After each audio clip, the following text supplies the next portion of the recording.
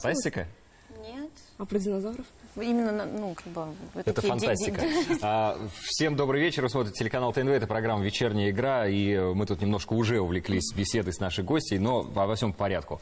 Лия Сергеева. Петр Нежинский. Наш замечательный пазл и наша замечательная гостья. Да, у нас сегодня гостья замечательная, талантливая, молодая, красивая, вдохновительница театра имени Карима Тинчурина Резида Гарипова. Я бы даже сказал, потрясающая гостья. Давай, потрясающая гостья. Да, еще раз добрый вечер. Мы тут как раз стали говорить немножко о пазлах, о детстве, об игрушках.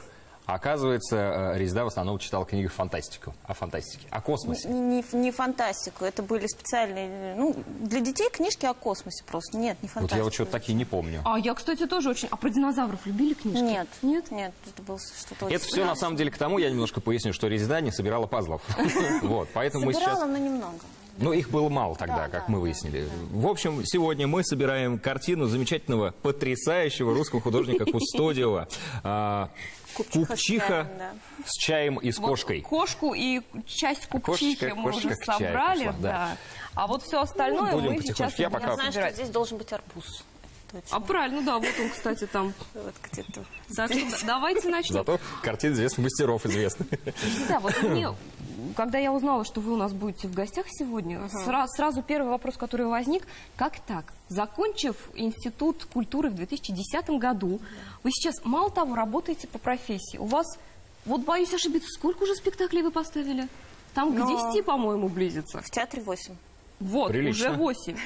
По-моему, мало молодых режиссеров может похвастаться такими достижениями. Ну да, но мне вообще кажется, что как бы сам факт того, что у меня есть возможность самореализовываться в театре, вот, дальше практиковаться, это уже такое супер счастье. Ну вот Лия правильно затронул такую тему, что закончив институт по профессии, человек работает по профессии, успешно работает по профессии. Но это редкость. Я не знаю, сейчас, может быть, времена изменились. В свое время это было вот... В мое время. А в наше-то время это все-таки, может быть, любовь к детским книгам о космосе? Нет, это просто, мне кажется, конкретное точное знание, чего ты хочешь. То Потому есть что... жесткий характер и знание, чего ты хочешь, было с детства? Нет, просто вот в моем окружении очень много людей, которые также закончили разные институты и тоже так же спрашивают, ну как же тебе так повезло, ну почему? Часто спрашивают, да? Часто, да. Но они говорят, что я счастливый человек, что я работаю по профессии, что это огромная редкость, там, да. Хотя у многих по 2 высших образования. Но просто я всегда отвечаю, что, может быть, вы шли в институт не для каких-то конкретных знаний, а просто ради диплома, вот, как это очень часто бывает.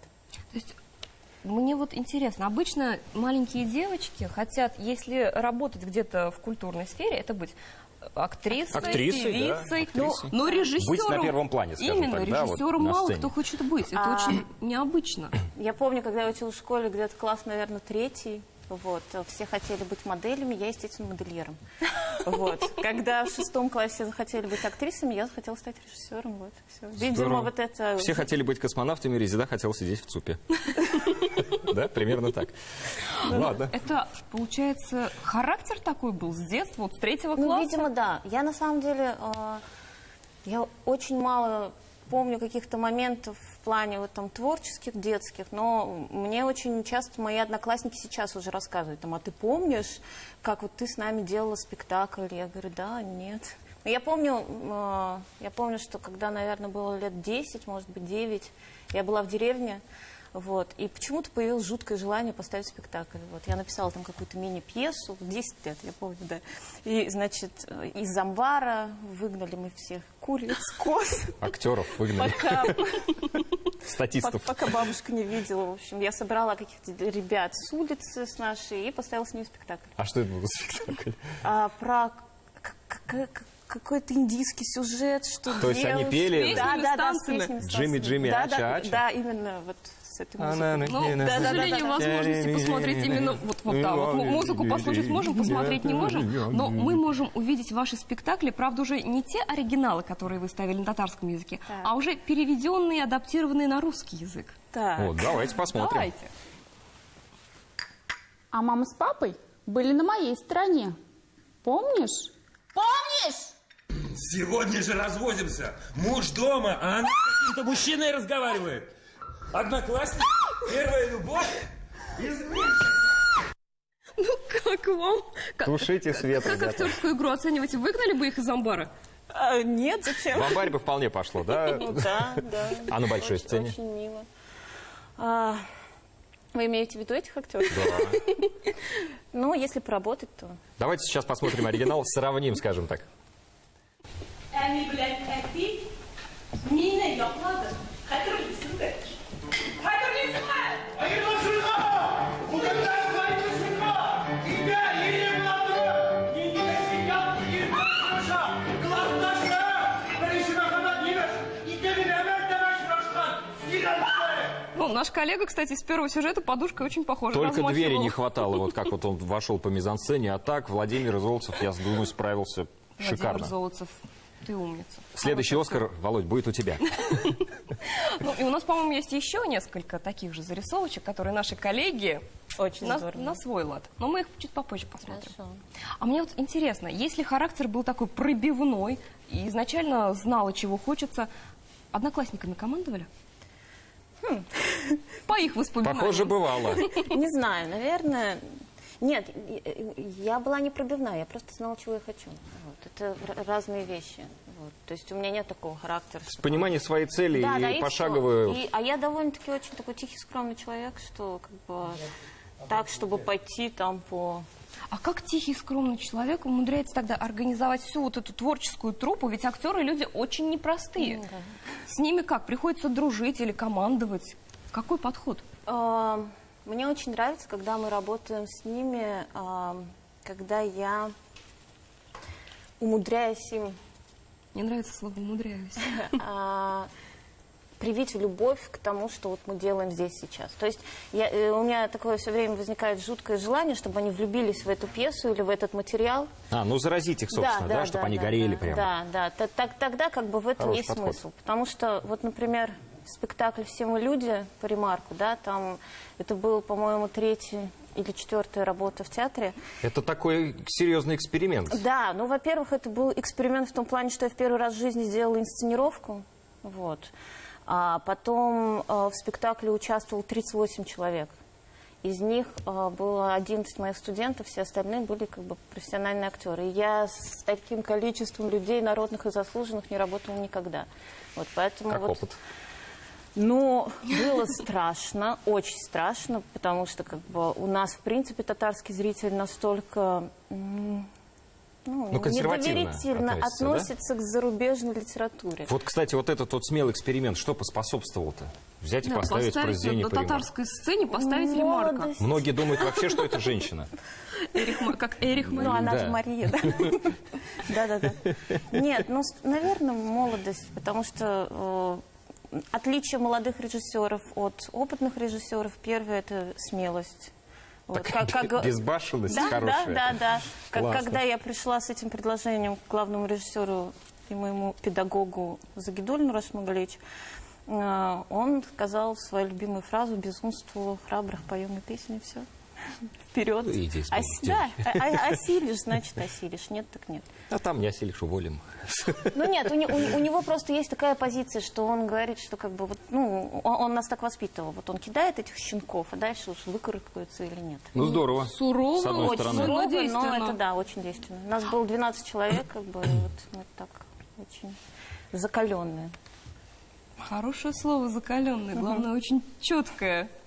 А хорошо, вот вы решили поставить Ремарка, вы его поставили. А кто вообще такие решения принимает? Это режиссер? Режиссер, конечно. Не, главный режиссер. Конечно, потому что... Ну, то есть к нему как-то приходится предложение, вот опять же, да? Как Да, мы сейчас но слышим? в принципе, как бы у него же есть определенное свое видение этого театра. Он как наш капитан. То есть куда он ведет, мы туда и идем. Вот. Но я как очередной режиссер, естественно, как бы предлагаю какие-то варианты. Он говорит, Как что... боцман, если уж мы морскую Ну, тематику пусть затронули. будет так, но мне кажется, я просто матрос еще пока. Скромный матрос. Да. А существует ли конкуренция между режиссерами в театре? Ведь есть главный режиссер Да. и есть не главные режиссеры. Нет, конкуренции нет. Нет? Нет, конечно. Ну, Ну, то есть все как единый организм, да, работать стараются? Конечно, мы как бы... Вот есть курс, на определенный, как бы, нужно там театр вывести там на такой-то путь. И вот мы пытаемся как-то все дружные вместе с актерами, с режиссерами и с рекламщиками. В общем, это же целый коллектив. Идеи друг у друга не тырят. Нет, нет. Хорошо. В театре нет. Ну, мало ли, не знаю, кто-то подслушал за чашечкой чая, потом подходит и говорит, а знаете, я такую штуку придумал. Я вот у себя это сделаю. Ну, у нас в театре работает только вот из режиссеров официально. Это вот главный режиссер и я, поэтому у нас как бы особо... У меня вот еще такой вопрос. Я сколько не искала, не смогла не найти ни одного негативного отзыва на ваши спектакли. Это как? Настолько любят зрители? Может быть, негативно не пишут, не знаю. Написали бы обязательно. Не знаю, ну... Ой, не знаю. Это как бы... Я, конечно, рада, что вот пока оно вот так вот получается. Вот. Но для меня мои спектакли пока это способ практиковать свое мастерство. Вот. То есть у меня пока нет вот этого осознания того, что я творю искусство там, или я создаю там некие спектакли. Нет. Я пока некий ремесленник, который там 5 лет учился ремеслу. Интересный Учился подход. забивать гвозди, вот, теоретически. Теперь вот на протяжении 3 лет я практически учусь забивать эти гвозди. Вот когда я уже научусь, как делать хотя бы фундамент этого дома, может быть, потом я начну создавать некие произведения искусства. Вот. Но меня очень радует, ну, естественно, как бы в этом подходе я могу много практиковаться, но надо же учитывать, что у нас есть зритель. Вот, и зритель платит свои деньги, которые он зарабатывает, и приходя в театр, покупая билет, он хочет как бы получить некое удовлетворение. А существует какой-то такой, ну не шаблон, скажем так, а формула вот успешного спектакля? Ну понятно, что это взаимообратная связь. Театр, зритель, театр. То есть поставить какое-то безумство, которое нравится только тебе, и понятно, что люди на него не придут. То есть нужно же понимать, да, что востребовано. Ну, есть, в общем, один из таких подходов в режиссуре. Говорят, что режиссер, он должен чувствовать сегодняшние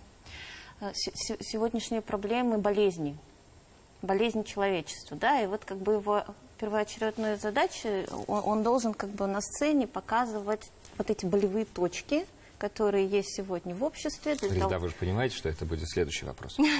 Так, какие болевые точки сейчас есть в обществе? На что вы давите? На человеческое равнодушие. Вот, это та самая болевая точка, которая, вот, мне кажется, просто вот уже скоро начнет уничтожать нас всех. Да, как ни печально, но правда. Пособираю пазл пока. Да, я как настоящий мужчина пытаюсь собрать декольте, но собрал Я руку. вот начала с арбуза, но... А я продолжу. Вы начинайте, я буду продолжать задавать вопросы. А театр становится домом для режиссеров, для актеров, или это все-таки остается местом работы, куда ты приходишь, ты делаешь свое дело, и ты уходишь домой? Нет, я вообще не отношусь к своей профессии как к работе. Серьезно. Я еще раз говорю, я очень счастливый в этом плане человек. Я прихожу домой, то бишь в театр, вот, делаю там какие-то свои дела, самореализовываюсь, потом я прихожу домой, то бишь к себе домой, вот. И только так. А можно сказать, у меня нет ощущения, что я иду на работу, там, я сегодня работаю. то есть нельзя сказать, что резида на работе это один человек, резида дома это Можно другой сказать, человек? ну, по Можно? крайней мере, муж говорит так, да. Он говорит о том, что вот ты другая. Он говорит, что ты более расслабленная дома, спокойнее. Ну, правильно, дома не надо командовать. Я не командую. Нет, серьезно. Это путь к цели. Я не командую. У нас тоже есть хорошая цель. Как много больше пообщаться. Быстрее, конечно же, сложить тоже этот пазл. Хочется вспомнить, как выглядит эта картина. И посмотреть рекламу. Очень я ее люблю. Давайте прямо ее сейчас и посмотрим.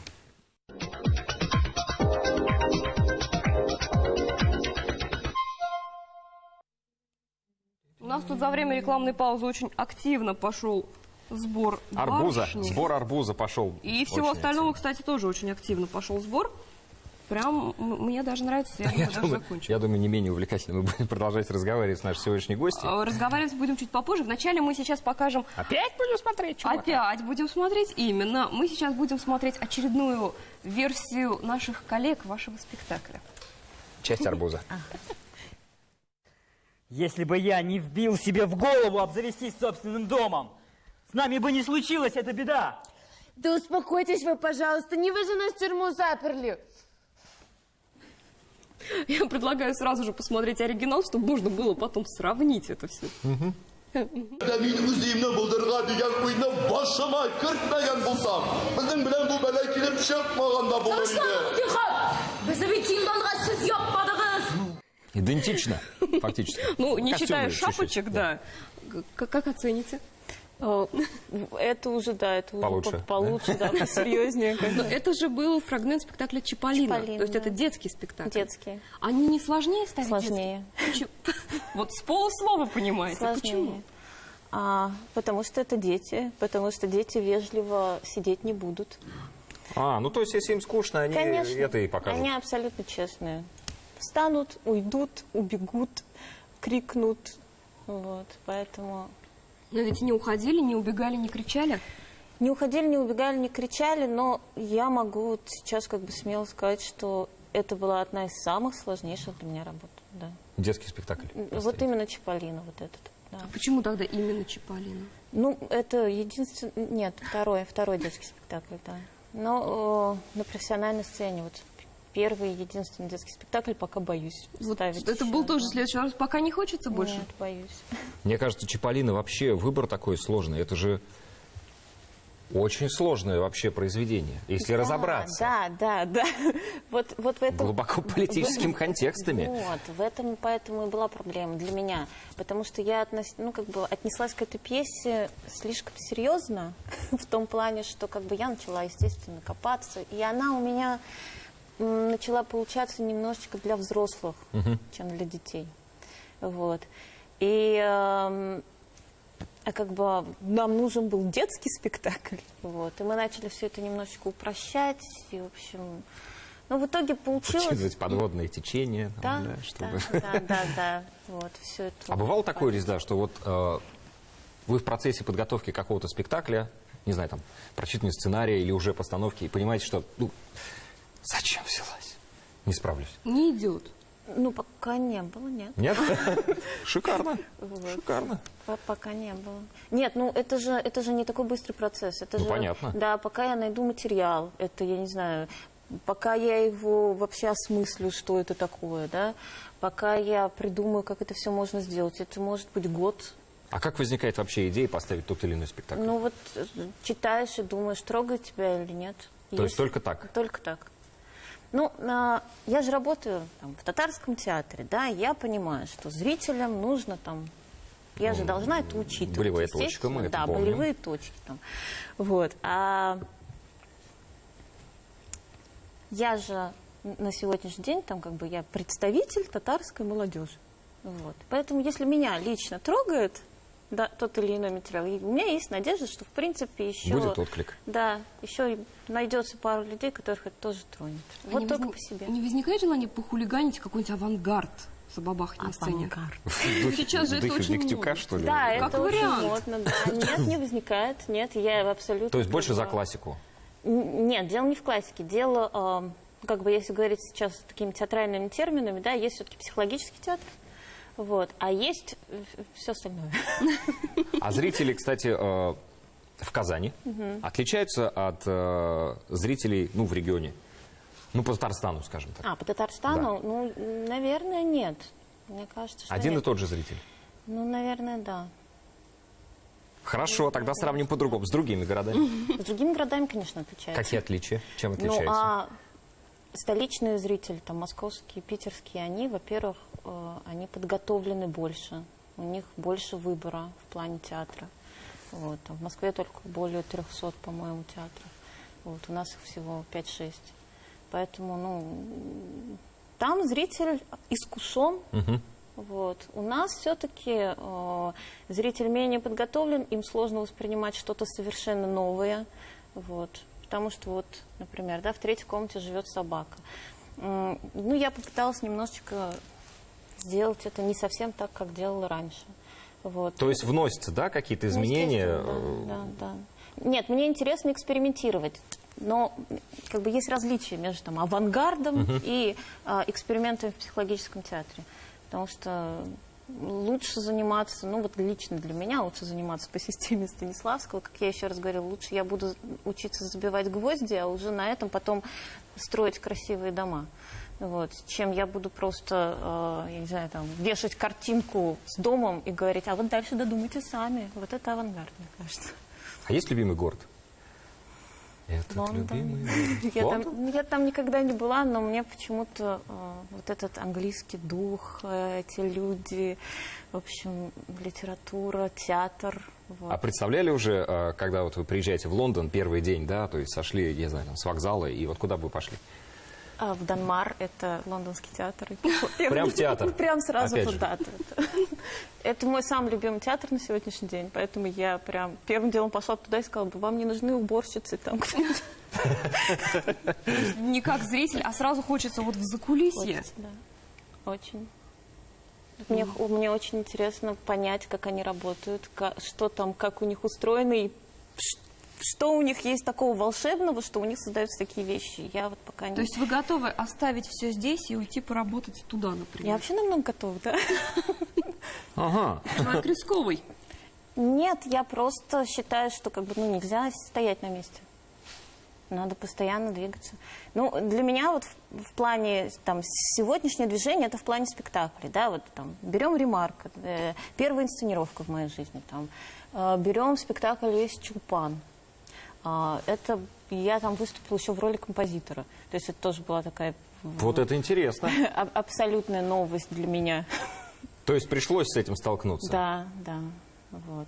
А как пришла идея написать поставить не только сам спектакль, но еще и музыку к нему написать? Ну, мы в последнее время ужесточились моменты с авторскими правами. Вот, я сказала, да ну вас всех. Я лучше сама. Да. Так, может, скоро и за сценарий сами возьметесь? Ну, за сценарий, наверное, нет. Может быть, когда мне будет лет 60, и нечем будет заняться. Интересно. А так лучше инсценировки, потому что мне кажется, что есть очень много материала, именно прозаического, еще не раскрытого. И в татарской литературе очень много такого материала. Вот. А я, пока я молода и смела, вот, можно, в принципе, попробовать раскрывать эти вещи, доносить их народу и, в общем, ждать их реакции. А вы переделываете сценарии вот, под свое состояние, свое настроение, под свои взгляды на мир, в конце концов? Переделываю. А не получается, так глобально меняется сюжет? Получается иногда. Это где, например, было? Ну, не буду говорить, чтобы... Вот, как бы... Переделываю очень часто. Я считаю, что есть все-таки у меня такое право, как режиссерская версия. Вот. То есть это, как говорится, я художник, я так вижу. Да. Ну, пусть будет так. Но я считаю, просто так нужно.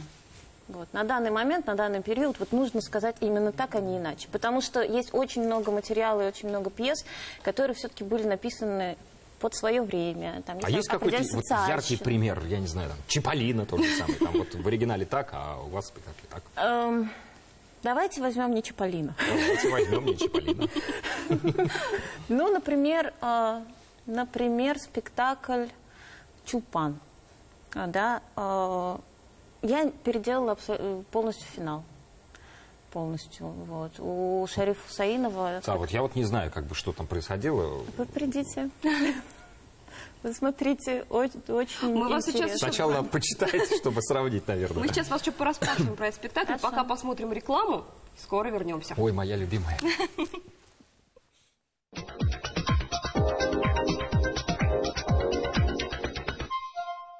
Вот пиалка. Вот, нет, мы тут пытаемся усиленно собрать пиалку. Нет, не подходит. У нас что-то маленько не получается. Да нормально у нас все получается, все отлично. Арбуз уже собран, это самое главное. И руку я собрал сейчас. Лизида, а вот считается, что если поэт, то это Пушкин, если драматург, то это Чехов. А на ваш взгляд, кто самый плодовитый писатель именно для театра? Как говорят англичане, best of the best. Ну, я скажу, как патриот, Карим Тинчурин. Что тут думать? Ну, серьезно, Карим Тинчурин, Галяскар Камал, Туфан Минулин. Вот. Это, конечно, мне кажется, вот те самые люди, которые дали театру нашему очень много, татарскому. А вот как относитесь к капризам актеров? Потому что про это ходят легенды, что один говорит, у меня мало чуть ли там не слов выходов, я хочу больше. Другой говорит, а меня вот он на сцене загораживает, я хочу... А у меня на сцене бесит. Именно. Бывает такое? Или они дружат все-таки? Я их не слышу. А ну, хороший подход. Почему бы нет? А кто тогда разбирается с капризами, если они возникают? Сами они разбираются с ними. Когда людей оставляешь наедине со своими проблемами, приходится как-то их самим решать. Вот. Я же с ними как бы, ну, я работаю с ними не для того, чтобы решать какие-то проблемы, а для того, чтобы ставить спектакль. Поэтому все остальное меня уже не касается. У вас очень четкий такой подход, вот все по полочкам. Не знаю, мне кажется, наоборот, я очень рассеянный человек. В Здрасте. принципе, да. Неожиданно. У нас, кстати, есть еще один отрывочек, опять-таки сюрприз. На этот раз не Чиполлино. И намного умнее. Умнее? Ну, слушай. Раз ты такая большая девочка, видишь этот пенек? Его ночью спилили. Что это за дерево и сколько ему лет? Вы это об этой березе говорите? Какой у них интересный пенек уже в виде тумбочки. Оригинал посмотрим? Давайте посмотрим. Halbuki akıllırak. Около Şunu zor kızgılgaş. Eytli miyim? Mene bu ağaçların küresin. Anı bütünüyle küçük gitkenler. Bu nindi ağaç hem ana işe gelir. Siz o hayınlı eytesiz.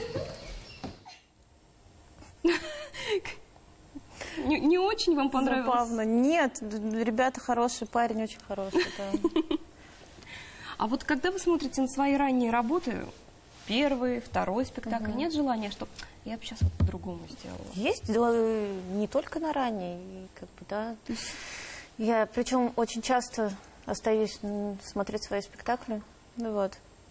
Хотя я знаю, что очень многие режиссеры говорят о том, что я не смотрю свои спектакли, или я там смотрю их только десятые, там еще какие-то. Нет, я очень часто смотрю, записываю ошибки, переделываю, репетирую. А бывает такое, что прямо вот в процессе спектакля, пам, чего-то такое осенило, прям за кулисами. Вот так надо сказать. Ну, бывает, что осеняет, но не сразу, в смысле... А во время сезона? Когда спектакль уже все, он в афишах, Да, он идет. да. Ну, то есть третий, Можно четвертый вносить прошел, изменения? проанализировали, думаешь, Конечно, да. Да. дурацкая игра, это убрать его. Ну, бывает, много бывает. Например, вот спектакль «Гора влюбленных», да, который вот посмотрели отрывок. Мы поменяли вплоть до того, что ввели новую героиню, вот, полностью поменяли второй акт, и это произошло через год после того, как вообще спектакль Улучшился спектакль? улучшился, да. Вот. Я считаю, что это нормально, это правильно, потому что есть все-таки есть спектакль, есть мое видение, а есть зрительская реакция.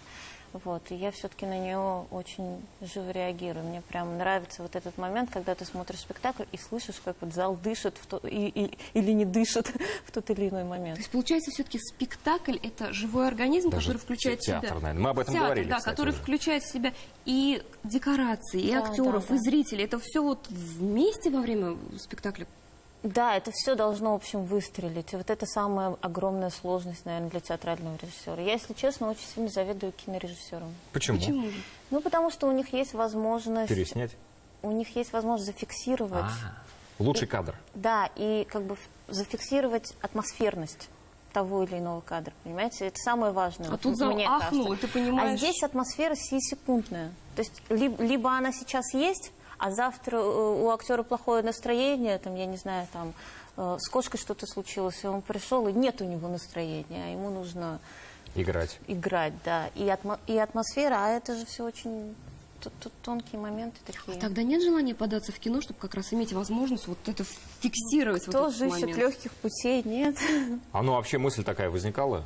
Эх, кино вот я бы снимал, например. Ну, мысли были, у меня даже есть один сценарий, который как бы в разработке лежит, и, возможно, когда-нибудь, да, почему нет?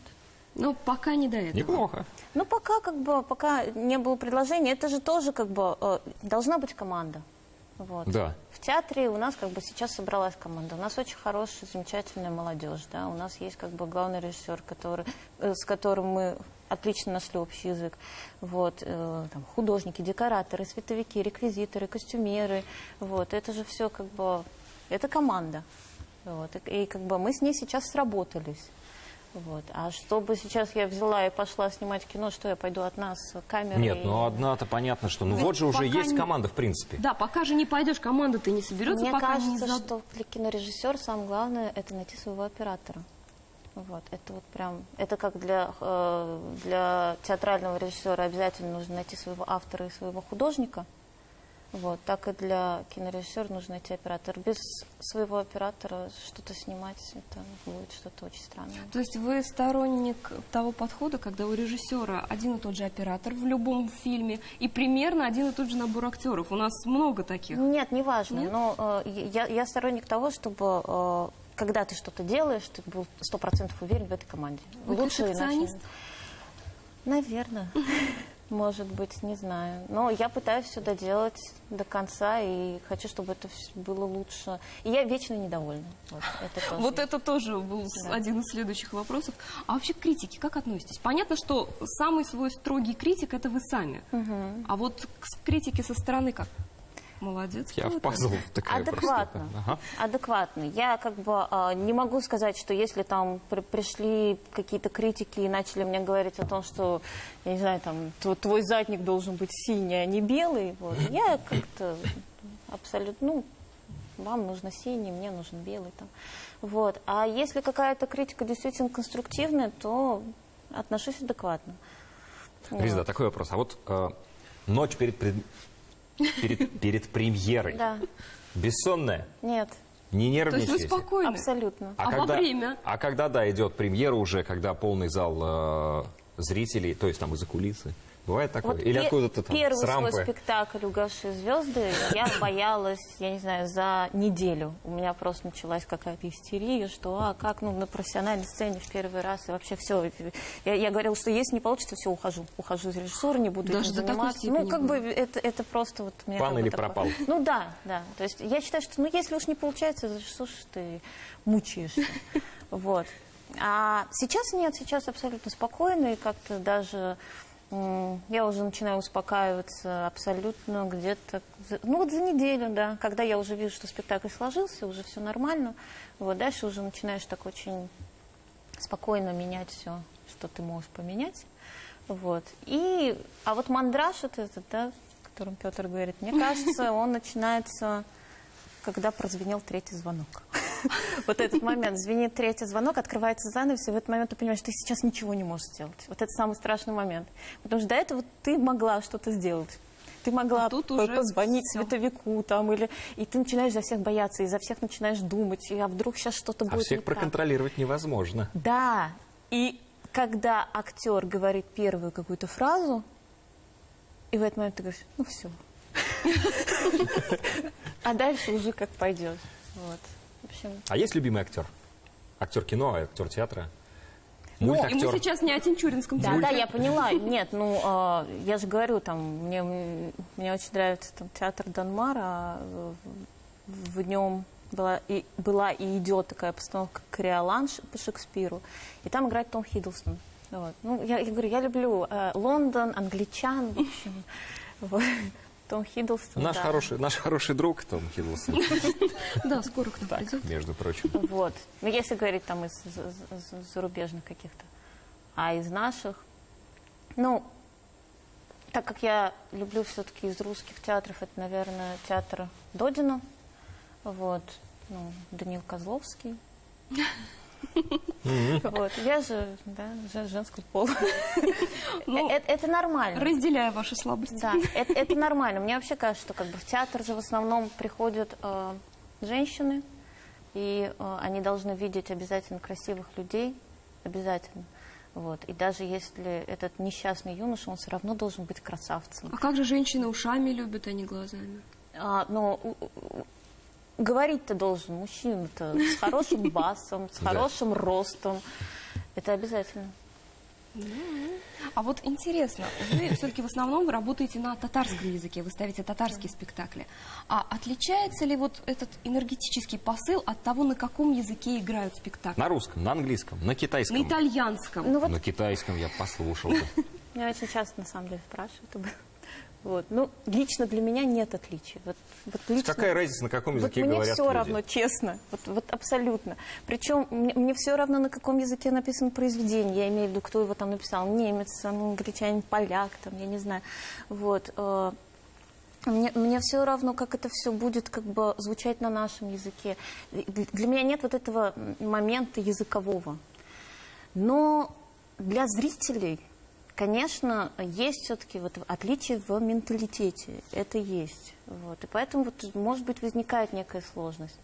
Но пока мне кажется, что каких-то таких серьезных проблем с этим не было. Потому что, ремарк вроде бы на татарской сцене нет, шел хорошо. И даже не возникало вот этого момента, кто это, почему рут, почему терн, вот, и почему все это склоняется на татарском. А как вы относитесь к тому, что изначально то, что было спектаклем, вдруг становится кино? Ну вот, например, когда Меньшов снял «Любовь и голуби». Изначально это был спектакль и стал, наверное, одним из лучших фильмов, которые, растащили на цитаты буквально все. Причем такой популярности у спектакля не было. Ага.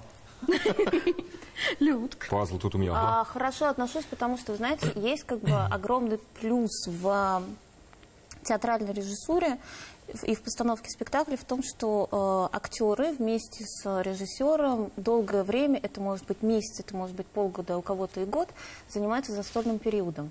То есть это тот момент, когда режиссер и актер начинают погружаться в автора, понимать, что это такое. И, по сути, это играется некий такой радиоспектакль. Вот. Этот период, он может длиться очень долго. Вот. Но у нас как бы вот в репертуарном театре рамки не позволяют долго рассиживаться. Но, в принципе, как бы по месяцу, по 2 месяца мы можем этим заниматься. Вот. И вот этот момент, он очень полезен для актера. Потому что как бы все-таки в кино немножечко другой формат работы. Вот. И поэтому это, наверное, огромный плюс, когда из театра именно вот за счет этой разминки, которая происходит с актерами, вот, они потом в кино, им проще намного. Вот, наверное, вот это мне интересно. Всем интересно, но очень хотелось бы ваши спектакли увидеть еще и в виде фильма, вами поставленных. Мы сейчас ненадолго прервемся на рекламу. Петр тут усиленно. Петр, не подходит оно. Они подходят.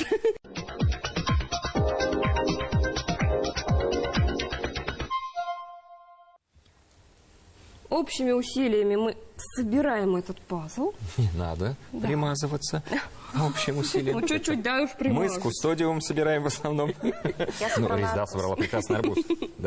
Резида, а вот вы обмолвились, что были мысли во время премьеры первого спектакля, что если не получится, все, ухожу из режиссуры. Понятно, что это было так, на нервной почве. А вот если действительно подумать, то если не режиссура, не театр, что? Знаю. Нет? Музыка. Музыку-то спектакль уж написали. Ну да. Ну? Но нет. Да. Нет, музыка это вообще это что-то для меня совершенно пока новое, особенное, и я пока не могу понять вообще, что это такое, если честно. Хотя, я не знаю, когда я помню, я позвонила маме и сказала, я, кстати, тут еще и музыку написала. Мама сказала, наконец-то ты этим занялась. Вот, это же типа, вот этим ты должна заниматься. Вот, потому что, по крайней мере, зрители, именно после спектакля «Чулпан» мне начали писать, очень много сообщений в соцсетях и говорить о том, что когда вы все это запишете, когда все это можно будет послушать, что и мы недавно наконец дозаписали все эти песни, и они расходятся просто с какой-то... Мы так вот просто, немножко вскользь прошли, я написала саундтреки, можно сказать. У меня там песни. Песни, это же нужно какое-то иметь там хотя бы первоначальное музыкальное образование, наверное, да? Вот. То есть это освоение какой-то программы или приглашение каких-то музыкантов или что? У нас в театре есть музыканты. И вот как раз, когда я пришла на работу, и когда я выпускала свой первый спектакль «Угасшие звезды». Мы для этого спектакля Ростеклевич сказал, давайте попробуем сделать это все немножечко, такое модное слово, аутентично. Вот, и сделаем, значит, попробуем пригласить музыкантов. И мы начали искать ребят из консерватории. Вот. В итоге, в общем, у нас сейчас музыкально есть отдельные ставки, они сейчас работают у нас. Вот. Это 6 человек. То есть, которые сидят в яме, да? Нет, они сидят в яме. У нас, к сожалению, оркестровая яма закрыта после ремонта. Вот. И они сидят на сцене, вот, чему очень всегда рады. 6 человек. У нас есть, значит, баян, контрабас, фортепиано, скрип. Песня-то как придумалась? То есть... Ну вот, нет, я к этому и веду, на самом деле. Вот. И я же начала делать вот эти музыкальные спектакли. «Угасшие звезды» — музыкальный спектакль, там, с музыкой Сайдашева. «Чиполлино» — музыкальный спектакль, все неаполитанские эти песни были использованы. Вот. И потом, вот, когда дело дошло до «Чулпан», я сказала Ксении, это наша вот завмузом, я говорю: Ксения, вот у меня тут есть такая вот нескромная идея попробовать самой, и давай ты послушаешь, у тебя все-таки образование консерваторской, как бы, если ты мне скажешь, что плохо, я, пожалуйста, я как бы сразу, вот, я, значит, ей все это наиграла, она сказала: резида надо делать, вот, я говорю, да, я сама была в шоке, честно, и мы, значит, взяли вот этих трех музыкантов из нашего огромного оркестра, из 6 человек, вот. И, в общем, вот эти 3 музыканта, фортепиано, гитара и контрабас. И вот мы на них разложили Ну, партитуры. аранжировку сделали. Нет, причем я сама как бы писала для каждой партии свои эти. Единственное, с фортепиано мне помогла как бы сама пианистка. Вот. И, в общем, получилось вот такое очень камерная, но в то же время какая-то театральная музыка. Прекрасный опыт, я считаю, это здорово. Прекрасное начало, главное, чтобы было продолжение. Ну, следующий спектакль про собаку, как раз в 3-й комнате живет собака, я тоже уже делала, ну, как бы, как автор музыки. Ну, там были просто саундтреки уже, ну, в смысле, просто музыка.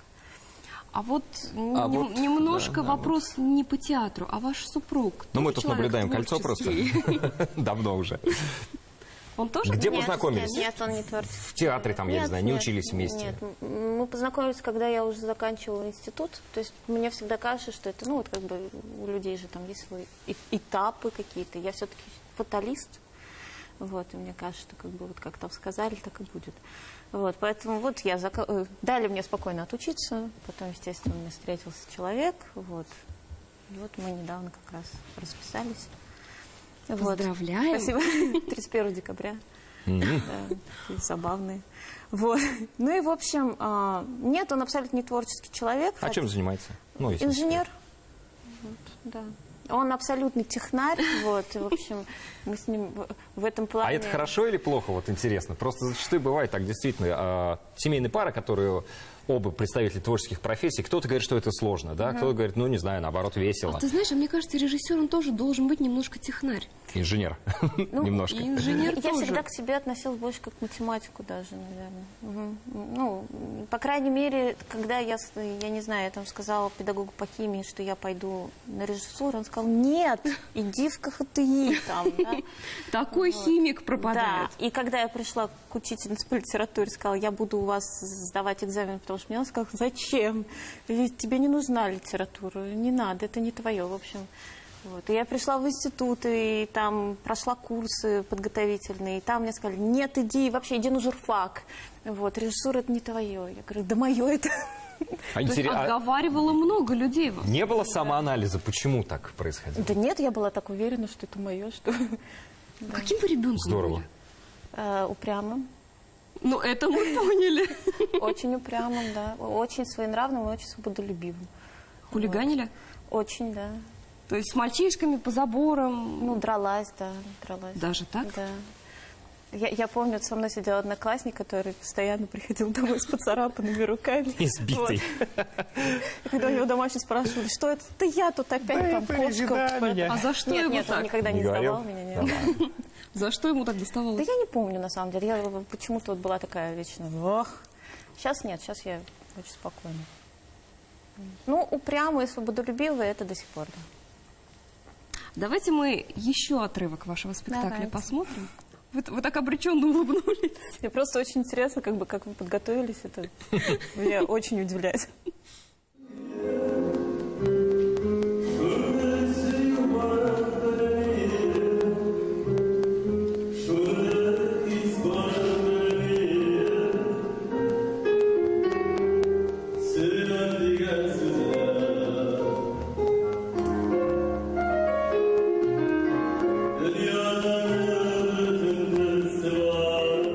правильно понимаю, что это вот ваша музыка Да-да, сейчас да. звучала?